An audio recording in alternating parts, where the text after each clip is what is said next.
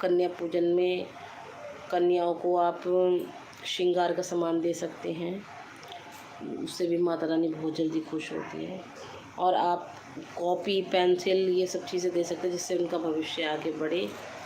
तो आप कोई भी चीज़ ऐसी ना दें जो वेस्ट हो, जो बेकार जाए बाद में।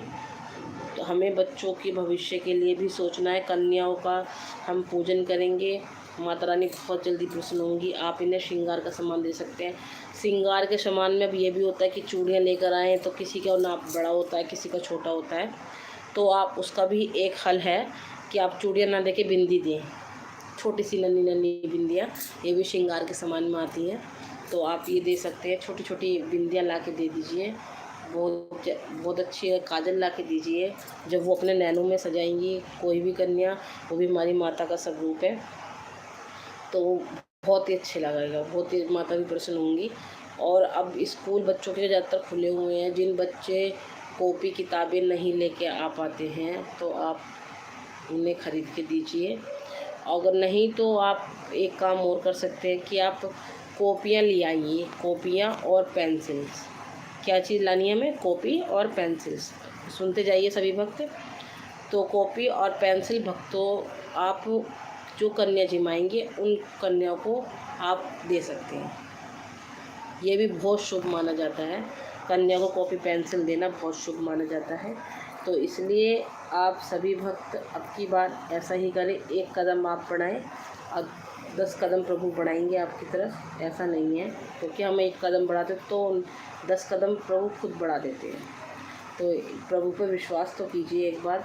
परिस्थितियाँ बहुत सारी होती है, बहुत बार ऐसा होता है कि हम बहुत सारी चीज़ें नहीं ला पाते हैं। ऐसा ज़रूरी नहीं है कि हम बहुत सारी सभी हमने कन्या बुला ली हैं और सबके लिए नहीं अरेंज हो पाता है।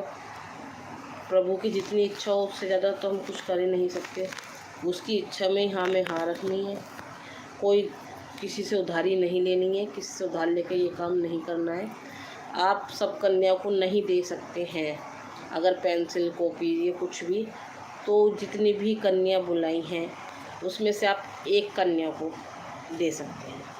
एक कन्या के लिए पेंसिल ले आइए, एक छोटी सी पतली वाली कॉपी। सभी कन्याओं को अगर नहीं दे पा रहे हैं तो, और सबको दे पा रहे हैं तो प्रभु की इच्छा है, ये उसकी मेहर है, वो आपके कर्मों का फल है। सब आप दे पा रहे हैं तो दीजिए, ज़रूर दीजिए, क्योंकि माता रानी बहुत जल्दी प्रसन्न होती हैं।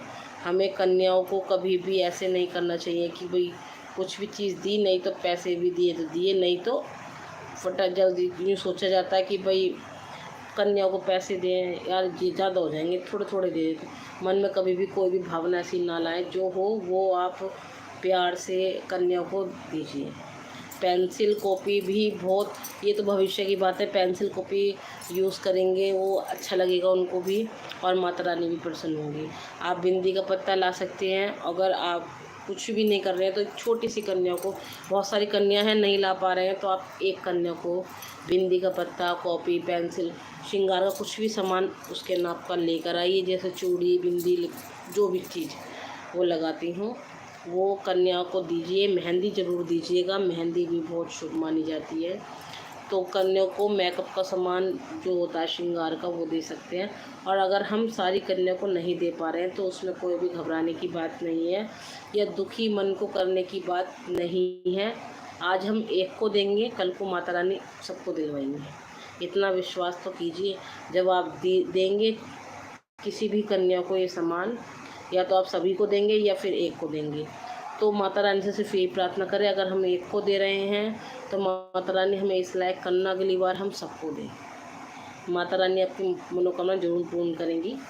और जब अगर हम सभी को दे रहे हैं तो माता रानी से प्रार्थना कीजिए कि माता रानी इनके कष्ट, हमारे कष्ट सब कुछ हर लीजिएगा, इन्हें भी सद्बुद्धि दीजिएगा, इन्हें भी आगे बढ़ाइएगा, इन्हें भी सब कुछ अपने परिवार को चलाने के लिए सामर्थ्य दीजिएगा, दुखों का सामना करने के लिए भी सामर्थ्य दीजिएगा।